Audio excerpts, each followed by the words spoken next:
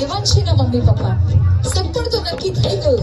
લગ્નનો દિવસે ઢોકળો આવ્યો છે ત્યારે બંને એકબીજાની હોંસાતુસી કરે છે કે બે અમારો દીકરો તો આવો સરસ હતો પણ તમારો આવો દીકરો ક્યાંથી આવ્યો. મીઠી મજાકની વાત છે. ચાલો આપણે નથી પડવાની તાળી, પહેલા અમને પડવા દેજો. જોઈએ છે તાળી ક્યાંથી જોરદાર વાગે છે.